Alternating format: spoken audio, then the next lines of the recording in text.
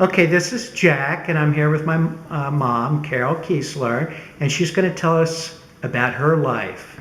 And with that, let me turn it over to Carol Kiesler. Okay, I'm going to talk to you now about the 30s, 40s, and 50s. The most exciting thing in the 30s, I guess, was the fact that I was born, and also the Depression and the Great Flood of Louisville. So, but Jack doesn't think that's too important, so maybe we'll just skip that. Okay, I was born in 1932. The fourth and final child of Mary Ann and Dominic Stratman.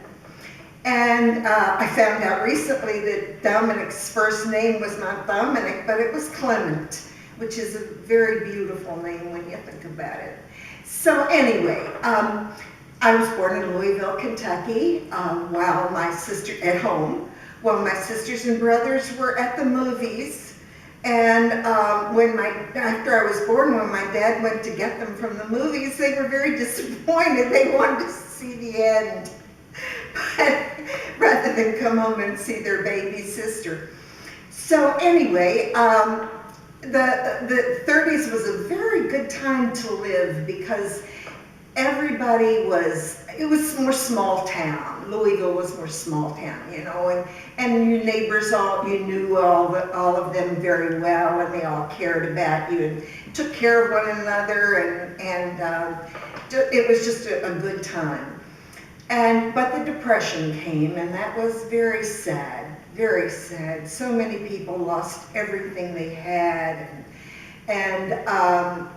however, as far as I knew, I was a little kid. I didn't know anything about it, and it was fine for me. But anyway, I understand that it was very bad. Of course, in Louisville, which was a city, we had electric lights and phones and all that stuff. No television. We had radio, and my dad listened to all of the Louisville Colonels baseball games. And sometimes we got to go to them too. And sometimes Aunt Helen and Uncle Jake would take me. They had a special box, and we sat in the special box. And if anything happened that they didn't like if somebody struck out, they would say, "Oh shit." That was about it. They never got excited. That was their only reaction. So anyway, the big thing that happened related to the Depression was the way that it ended, and it ended with the election of Franklin Roosevelt, who was my dad's hero, and his wife, who became my hero. But anyway, he brought electrification to the country. And there were lots of little towns in the hills in Kentucky that had no electricity or anything, and no way to better themselves. And he started up the Rural Electrification Project and the TVA, which is the Tennessee Valley Dam project. And so anyway, the country started picking up again in economic ways, and So what was your father doing at that time? What kind of job did he have? He was an accountant. And what was the impact of the Depression on your father? Well, he worried a lot because he had inherited a lot of stock from his parents when they died. And it was so funny because at night when we said our prayers together, I was always taught to say, "And God bless Daddy's stock." And he had stock in the Honeycrust Bakery company, I guess, and things like that. And yes, his stock did pick up, and and it was okay. We lived very carefully, but comfortably. We were really happy family, And I remember my older brothers and my sister used to bring friends home all the time. And those boys did silly things, like they used to make root beer and bottle it, and it would go off at night. It would explode, the caps off at night, and you'd hear boom, boom, coming from the basement. My mother would go, oh dear, because she knew she was going to have to clean it up tomorrow. And my sister played the piano beautifully, beautifully. She was a good pianist. Mary Louise was good at anything she decided to do, and she was very pretty. And she had lots of boyfriends. And finally, she started going out with George Kopp, and he was so handsome. And I thought he was coming to visit me. You know, little kids have a very narrow circle a very strong circle of self-appreciation, you know. And I just knew he was coming to see me, and he'd sit down in the chair, and he had a mole in his ear, and I'd try to pick it out, and they'd take me along sometimes when they went walking, and it was just really fun.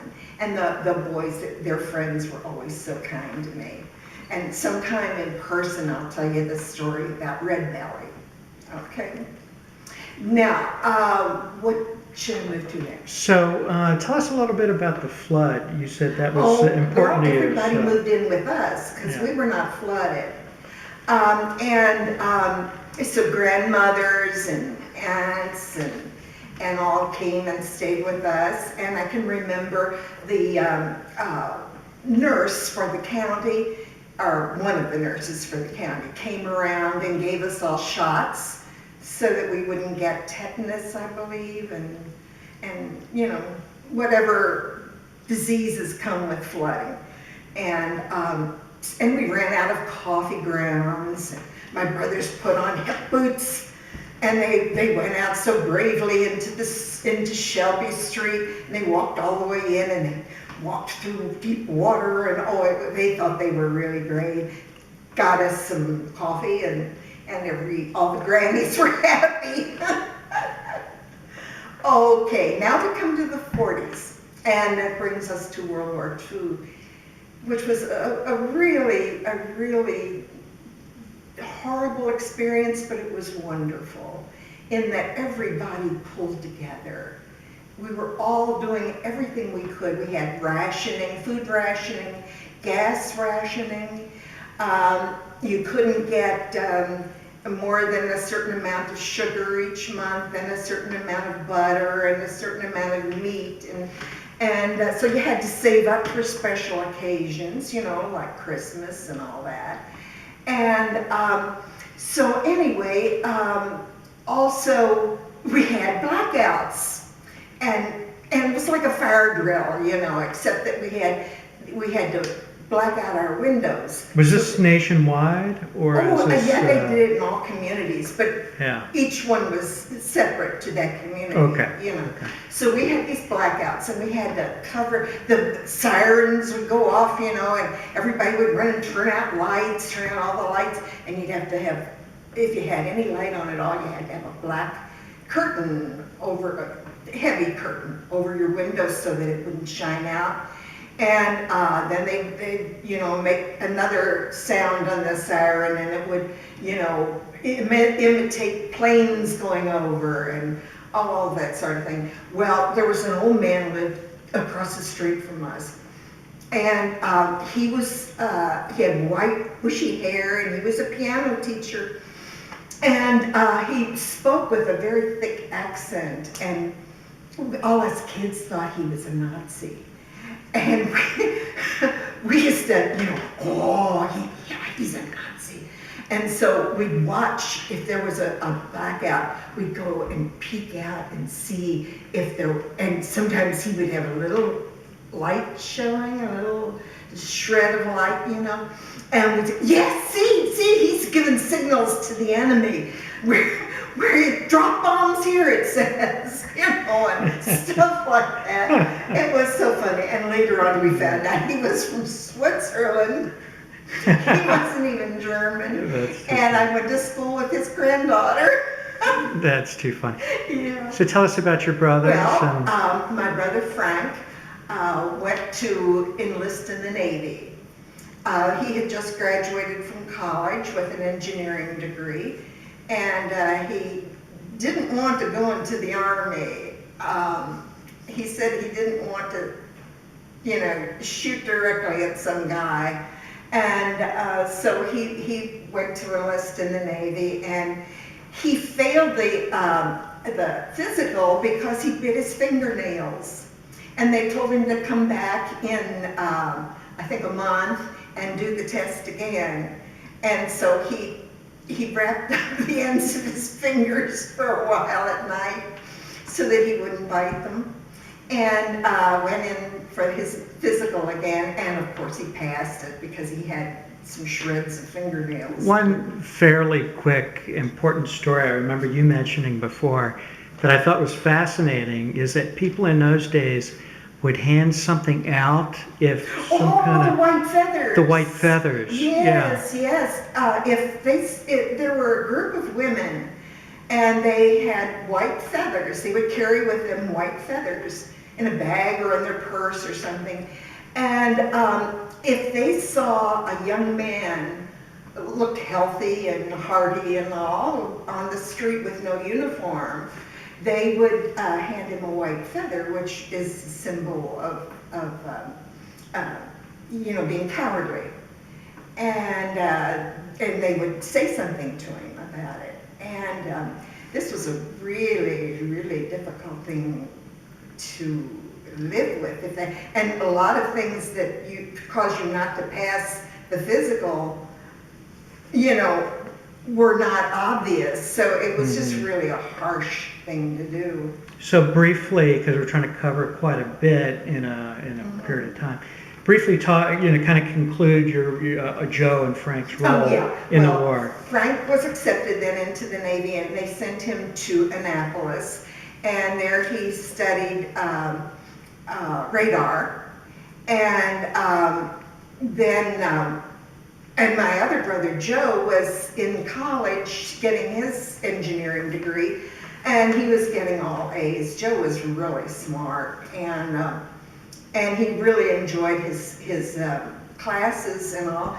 And so he was doing very well. He was going into the last semester of his senior year, and he had gotten exemptions all through college because he was doing so well in engineering.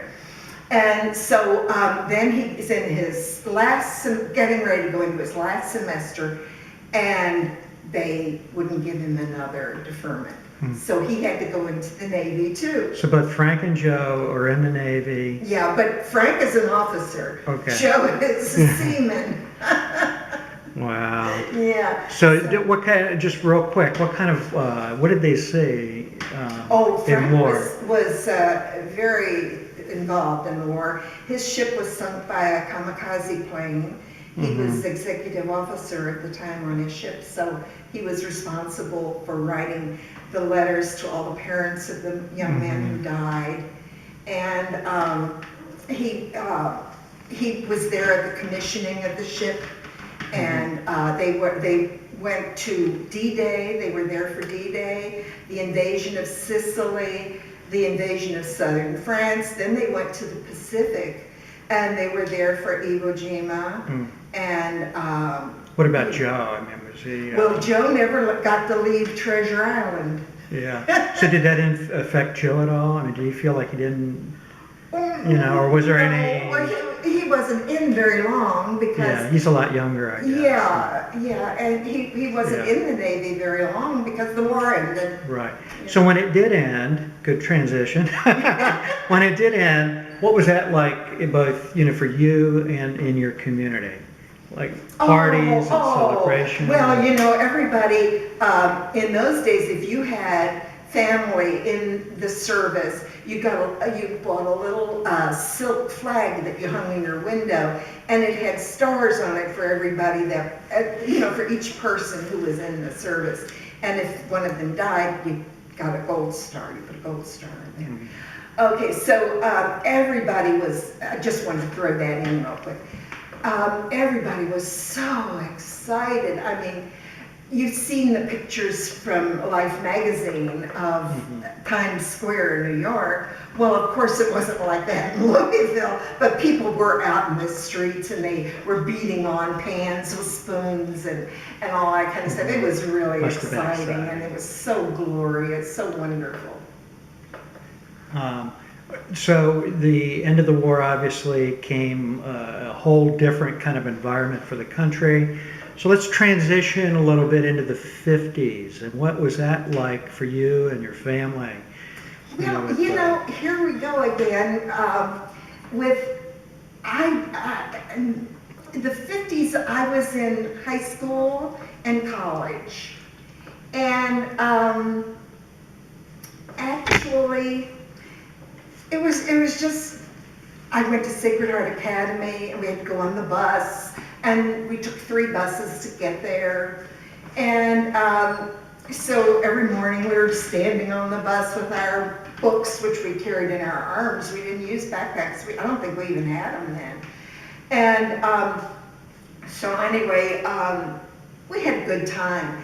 And one day we had a fire drill and it was pouring rain, pouring rain. We said it must be a fire.